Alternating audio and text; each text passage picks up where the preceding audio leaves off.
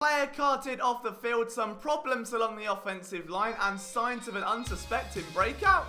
This is another episode of Eagles Training Camp Diaries.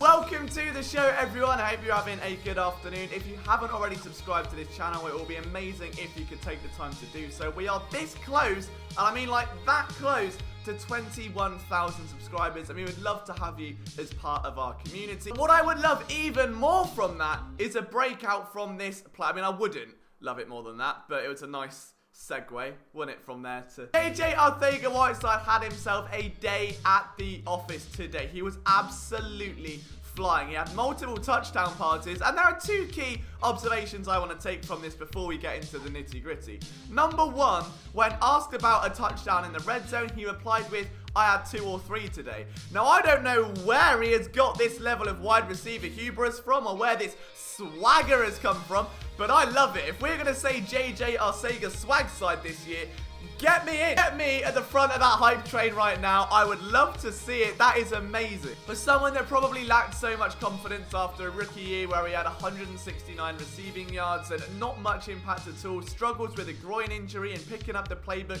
from all 3 spots and then learning it backwards and in Taiwanese. I love that he's settled down into this offense now. He's feeling himself. I really do think that Aaron Moorhead is getting the best out of him. And the second takeaway is that not only has he got an arm sleeve, he's got a tattoo. He's gone on some makeover show. The guy has just gone, or he's hit puberty, yeah? Don't know what's happened, but it's like JJ Arcega-Whiteside has gone to create a player on Madden and realised, hey, I need it to look as nasty and as mean and as badass as possible, and gone, wait, why don't I do that and come out swinging? I love it, man. I absolutely love it. 3 touchdown passes to his name today and looking like a dominant receiver down in the red zone. This is absolutely huge. If you're new to this series, I genuinely believe that Arcega-Whiteside will still be your starting X receiver in 2020, purely because that's what the Eagles covet. They want a possession, a sizable receiver on the X, speed at Z, and obviously then a shifty slot receiver. So Arcega-Whiteside with Jeffrey down has a real opportunity to cement that role and almost take the baton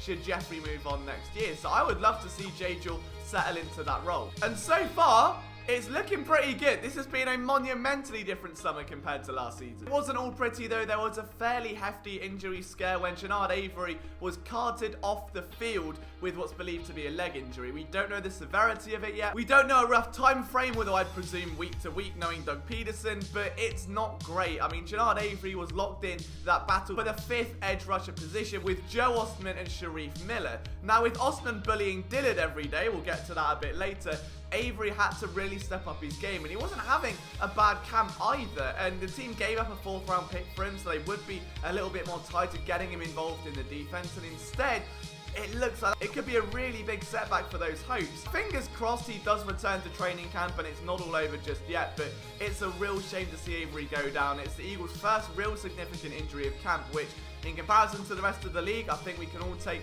as a very good sign, okay, that it's not something massively severe, but at the end of the day, it still sucks. And the Eagles really do need all the depth they can get at defensive end this season.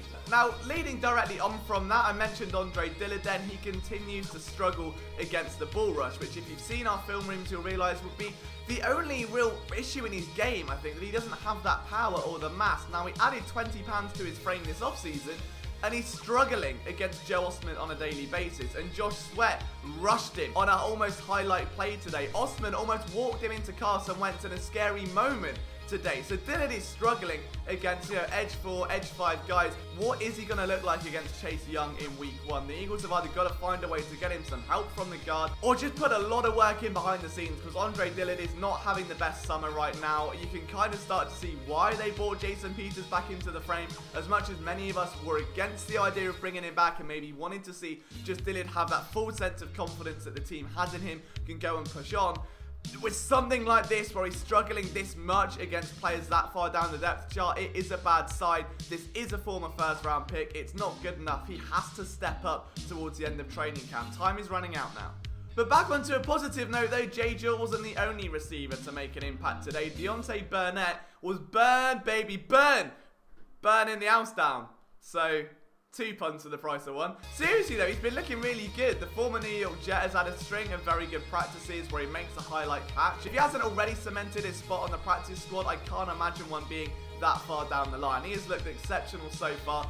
With Robert Davis waived recently, it narrows down that competition. I think the Eagles like what they've seen here from Deontay Burnett, someone that did make a minor impact towards the end of last season, and this could be a nice developmental talent for them. But I will always be watching from the highest tower, because John Hightower, once again, according to Mike K, may have had the best catch of training camp, a 40-yard reception. And I'm just gonna, again, sit here, be flustered, and say I told you so. It is not too late to jump on the Hightower trading. I promise you this guy has got something special there. Now, he may not break out as a rookie, but down the line, I think this could absolutely be a game changer for the Eagles offense. I'm loving every bit of positivity that I'm seeing from training camp right now, and hopefully that trend keeps continuing.